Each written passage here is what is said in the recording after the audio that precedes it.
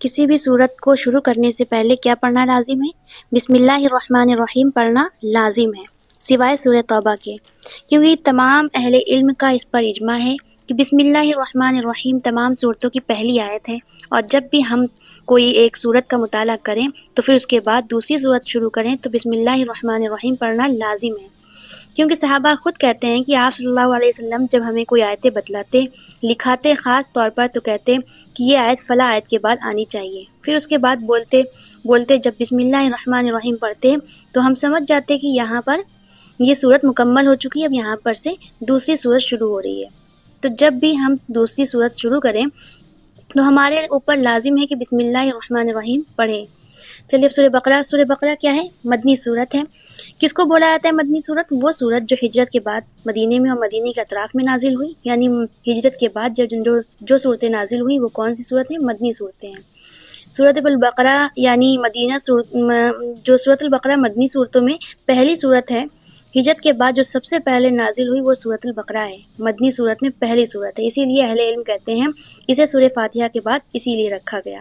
تو تمام محدثین اہل علم یہ کہتے ہیں یہ جو صورت ہے، اس صورت میں اللہ رب العالمین نے 1000 احکام، 1000 خبریں، 1000 امر یعنی کرنے والے کام، 1000 نواہی یعنی وہ کام جس سے روکا گیا، یہ بیان کیا گیا ہے ایک ہی صورت میں۔ اللہ اکبر، کیا کیا چیزیں بیان کی گئی، ہر 1000 مسائل، 1000 احکام، 1000 امر، 1000 نواہی، یہ صورت کوئی عام صورت نہیں ہے، اتنی ساری چیزیں انشاءاللہ ہم اور آپ کیا ہے مطالعہ کرنے والے ہیں۔ تو اب یہاں پر اس کے موضوعات کی طرف آئیے۔ پورے سورہ بقرہ کے موضوعات کیا کیا ہیں، کیا کیا باتیں ہیں سورۃ البقرہ میں؟ سب سے پہلے چیز کیا ہے، جیسے آپ سورۃ البقرہ کی شروعات کریں گے، اللہ رب العالمین نے 3 انسانی گروہ کا تذکرہ کیا۔ 3 انسانی گروہ انسان ہیں، تو اب ہم ان تینوں میں سے کوئی ایک ہوں گے، یا تو مومن ہوں گے، یا تو کافر ہوں گے، یا تو منافق ہوں گے۔ پہلا تذکرہ، یہ پہلا موضوع یعنی جس کے بارے میں بات کی گئی ہے، پورے سورۃ البقرہ میں کن کن بارے میں ذکر کیا گیا، تو پہلی بات کس بارے میں کی گئی؟ انسانی گروہ کے بارے میں۔ دوسری چیز، اس صورت میں عقیدے پر بہت زیادہ ترجیح دی گئی، عقیدے میں بھی آخرت یعنی آخرت کے دن پر ایمان لانا، آخرت کو زیادہ ترجیح دی گئی، آخرت کے دن کے بارے میں زیادہ بتایا گیا، اسی لیے اب سورے میں کیا ہے 5 جگہوں پر دنیا میں مردوں کو زندہ کرنے کے 5 واقعات بیان کیے گئے ہیں۔ آخرت کے دن کے پر ایمان لانا بہت زیادہ اس کو ترجیح دی گئی تاکہ ہمارا ایمان کیا ہے آخرت کے دن پر مضبوط ہو جائے۔ تیسری چیز، اسلامی شریعت کے احکام اور مسائل اس کے اندر بیان کیے گئے، خاص طور پر طلاق کا مسئلہ اس کے اندر موجود ہے اور عقیقے کا مسئلہ، تو اس کا تذکرہ موجود ہے۔ اسی طرح جادو کے بارے میں موجود ہے اور قبلے کے بارے میں مسائل اس کے اندر موجود ہیں۔ تیسرا موضوع یہ ہو گیا۔ چوتھا موضوع کیا ہے؟ یہودیوں کی حقیقت اس کے اندر بیان کی گئی ہے۔ یہودی اہل کتاب میں بھی ان یہودیوں کی کیا حقانیت بیان کی گئی ہے۔ یہ یہودی جو ہیں، ان کا انبیاؤں کے ساتھ کتنی دشمنی تھی، انبیاؤں کے ساتھ، نبیوں کے ساتھ کیسے نافرمانی کیا کرتے تھے، ان کو قتل کر دیا کرتے تھے، ان کو ناپسند کیا کرتے تھے، اور آج تک ان کا یہی سسٹم چلا آ رہا ہے۔ اللہ رب العالمین اس کے اندر کیا ہے بیان کرتا ہے، یعنی یہودیوں کے بارے میں، بنی اسرائیل کے بارے میں، اہل کتاب کے بارے میں ان کی حقیقت کیا ہے، یہ لوگ کیا کیا کرتے تھے، ان لوگوں کا سسٹم کیا ہے، تو اس بارے میں کیا ہے بیان کی گئی ہے۔ اسی طرح انسانوں کی تخلیق کا مقصد، یعنی آدم علیہ السلام کی تخلیق کا مقصد بتایا گیا، آدم علیہ السلام کے بارے میں بتایا گیا، انسان کی تخلیق کا مقصد کیا ہے، عبادت یہ بات کیسی کرنی چاہیے، کس طرح کرنی چاہیے، کس کے طریقے کی کرنی چاہیے، یہ باتیں اس کے اندر کیا ہیں بیان کی گئی۔ شیطان اور اس کے حواریوں کے بارے میں بتایا گیا، اور اسی صورت میں بنی اسرائیل کا خاص طور پر تذکرہ کیا گیا۔ یہ پورے موضوعات ہیں، اس کے اندر ہم سب اس کا کیا ہے مطالعہ کرنے والے ہیں الحمدللہ۔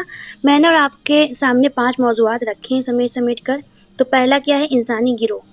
3 گروہ ایسے ہیں، تو پہلا تو مومن، دوسرا کافر، تیسرا کیا ہے منافق۔ یہ دوسرا کیا ہو گیا؟ آخرت، یعنی عقیدے پر توجہ دی گئی ہے، عقیدے کے بارے میں بتایا گیا، عقیدے میں کس پہ زیادہ بات بیان کی گئی ہے؟ آخرت کے دن پر، اور آخرت کے دن پر میرا اور آپ کا ایمان کیا ہے مضبوط ہونے کے لیے 5 واقعات اس کے اندر بیان کیے گئے ہیں۔ 5 جگہوں پر دنیا میں جن مردوں کو زندہ کیا گیا ہے، زندہ تھے، مردہ کیا گیا، پھر زندہ کیا گیا، اللہ رب العالمین آخرت کے دن پر میرا اور آپ کا کیا ایمان مضبوط ہونے کے لیے یہ مثالیں بیان کرتا ہے۔ پھر اس کے بعد اسلامی شریعت کے احکام اور مسائل، اس میں خاص طور پر طلاق ٹرپل طلاق کے نام سے ہماری عورتیں کہاں جا چکی ہیں، جبکہ اس کا مسئلہ قرآن میں موجود ہے، الحمدللہ سورہ بقرہ میں موجود ہے۔ حقیقت کے تعلق سے، جادو کے تعلق سے، قبلے کے تعلق سے، کیونکہ قبلہ چینج ہوا، قبلہ اول سے قبلہ دوبارہ ہوا، اس کے تعلق سے، اور بنی اسرائیل اہل کتاب یہودیوں کا ان کی حقیقت کیسے دشمنی کیا کرتے تھے، کیسے انبیاء کو قتل کیا کرتے تھے، ان کا سسٹم جو آج تک کنٹینیو ہے، وہ سب چیزیں انشاءاللہ ہم پڑھیں گے اور سورہ بقرہ میں پڑھیں گے۔ اور اللہ نے مجھ کو اور آپ کو بنایا، کیا ہے، شروعات آدم علیہ السلام سے ہوئی، تو آدم علیہ السلام کو بنایا گیا، کیوں بنایا گیا؟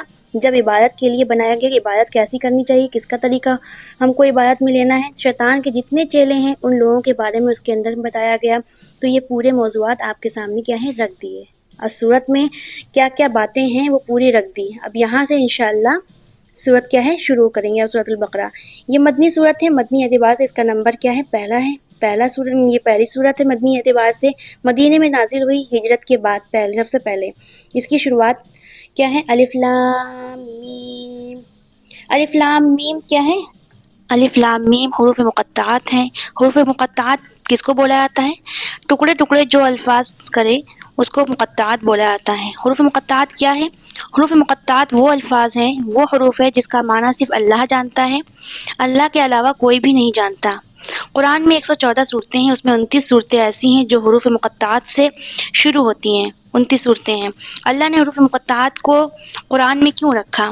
یہ تو ایک بات واضح ہے کہ انسان اپنے آپ کو کتنا ہی بڑا عالم بنا لے، اللہ سے بڑھ کر کبھی علم والا نہیں بن سکتا، یہ ایک وجہ ہے جو اہل علم بیان کرتے ہیں۔ دوسری وجہ، عرب کے لوگ جو تھے ان کی زبان کون سی تھی؟ عربی زبان تھی، انہی الفاظ سے بنی تھی، الف لام میم ح صاد عین قاف تا با جیم، انہی الفاظ سے بنی تھی۔ لیکن اللہ نے ان کے لیے قرآن کو ایک چیلنج بنا دیا، جو یہ کہتے ہیں قرآن محمد صلی اللہ علیہ وسلم کا لایا ہوا ہے، اللہ رب العالمین کا بھیجا ہوا نہیں ہے۔ اگر تم کہتے ہو قرآن محمد صلی اللہ علیہ وسلم کا لکھا ہوا ہے تو تم بتاؤ الف لام میم کے معنی کیا ہے؟ یہ تمہاری ہی زبان کے الفاظ ہیں، تمہاری زبان اس سے کیا ہے، بنائی گئی ہے۔ آج تک قیامت تک کے لیے لوگوں کے لیے چیلنج رہے گا، قرآن اللہ رب العالمین کی کتاب ہے۔ یہ اس بات کا ثبوت ہے کہ حروف مقطعات اس بات کو ثابت کرتے ہیں کہ اللہ رب العالمین کی طرف سے بھیجا گیا کلام ہے۔ الف لام میم، صحیح بخاری کی حدیث ہے کہ حضور صلی اللہ علیہ وسلم کہتے ہیں کہ اگر کوئی قرآن پڑھتا ہے تو اس کو ہر حرف پر 10 نیکیاں دی جاتی ہیں۔ اللہ کے نبی صلی اللہ علیہ وسلم کہتے ہیں کہ میں نہیں کہتا کہ الف لام میم ایک حرف ہے، بلکہ الف ایک حرف ہے کیا، اور لام ایک حرف ہے، اور میم کیا ہے، ایک حرف ہے۔ اس کے پڑھنے پر پوری 30 نیکیاں ملیں گی، جبکہ اگر ہم دیکھیں تو علم نشرہ میں بھی لکھا ہوا ویسے ہی جاتا ہے، لیکن الف لام میم میں خالی تشدید ہے، وہ اتنا ایکسٹرا ہے۔ لیکن اللہ تعالیٰ نے کیسے واضح طور پر بتا دیا کہ الف لام را کیسا ہے، حروف مقطعات ہے، علم نشرہ میں ملا کر پڑھا جاتا ہے۔ تو الف لام میم اس طرح ملا کر نہیں پڑھنا چاہیے، بلکہ اس کو توڑ توڑ کر کھلا کھلا پڑھنا چاہیے۔ اللہ کے نبی صلی اللہ علیہ وسلم نے ہم کو یہی طریقہ سکھایا ہے، اور اس کے معنی کیا ہے وہ ہم نہیں جانتے، کوئی بھی نہیں جانتا، اللہ کے سوا اس کو کوئی بھی نہیں جانتا۔ اس کے بعد دوسری آیت میں آئی، سورہ بقرہ کی دوسری آیت کیا ہے، ذالک الکتاب لا ریب فیہ ھدی للمتقین۔ ذالک کس کو بولا جاتا ہے؟ ذالک کے معنی ہوتا ہے یہ، اور الکتاب، کتاب اور الکتاب میں بہت بڑا فرق ہے۔ کتاب کس کو بولا جاتا ہے؟ عام کتاب، کوئی بھی عام کتاب کو کتاب بولا جاتا ہے، اور الف لام لگ گیا یہاں پر، الکتاب یہ کیا ہو گئی، یہ خاص کتاب ہو گئی۔ یہ کیسی اور کتاب ہو گئی؟ خاص کتاب۔ اور کیسی ہے؟ لا ریب فیہ، مطلب ایسی کتاب جس کے اندر کوئی شک نہ ہو، لا ریب فیہ، خاص کتاب ہے۔ الکتاب خاص کتاب ہو گئی، ایسی کتاب کہ اس کے اندر کوئی شک نہیں، لا ریب فیہ، اس کے اندر کوئی شک نہیں، ذرہ برابر بھی کیا ہے، اس کے اندر شک نہیں ہے، ذرہ برابر بھی۔ یعنی اب ہم نے سورہ فاتحہ کا مطالعہ کیا تھا، اس میں یہود اور نصارہ کا تذکرہ اس میں کیا تھا، غیر المغضوب علیہم ولا الضالین، اس میں ذکر کیا گیا تھا۔ تو وہاں پر ایک کیا ہے، ایک کتاب جو ہے ان کو بھی کتابیں دی گئی تھیں۔ یہودیوں کو کون سی کتاب دی گئی تھی؟ یہودیوں کو توریت دی گئی تھی، نصارہ کو انجیل دی گئی، یعنی یہ بھی اہل کتاب کی کتاب تھے، ان کو بھی کتابیں دی گئی، یہ کتابوں کو مانتے تھے۔ اور ان کی کتابوں میں جس کتاب کا ذکر کیا گیا تھا، ان لوگوں کو یہاں پر بتایا جا رہا ہے کہ تمہاری کتابوں میں جس کتاب کا ذکر کیا جا رہا ہے وہ یہ کتاب ہے لا ریب فیہ، جس کے اندر کوئی شک نہیں۔ اب ہر کسی کے لیے یہاں پر لازم ہے کہ وہ اس بات کو مانے سمجھے، اس کے اندر کوئی شک نہیں، تبھی وہ پکا مومن ہوگا، ورنہ وہ اسلام میں داخل ہو ہی نہیں سکتا۔ اب یہاں پر ذرہ برابر بھی قرآن میں شک کرنے والے جو لوگ ہوں گے وہ کیا وہ ایمان والے ہوں گے؟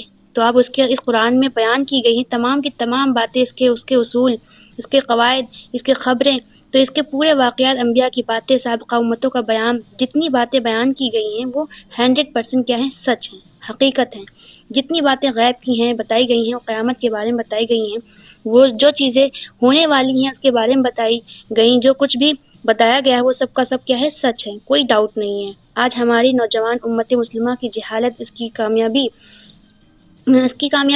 کامیابی سے دوری، ایک وجہ، بہت بڑی وجہ یہ ہے کہ اس نے نہ تو قرآن کو سمجھا ہے نہ ہی سیکھا ہے۔ جو لوگ بے علمی کی وجہ سے، جہالت کی وجہ سے اس قرآن میں شک و شبہ کرتے ہیں، نوجوان نسل کو ان سے کیا ہے؟ دور کر دیا جا رہا ہے، دین سے دور کر دیا جا رہا ہے۔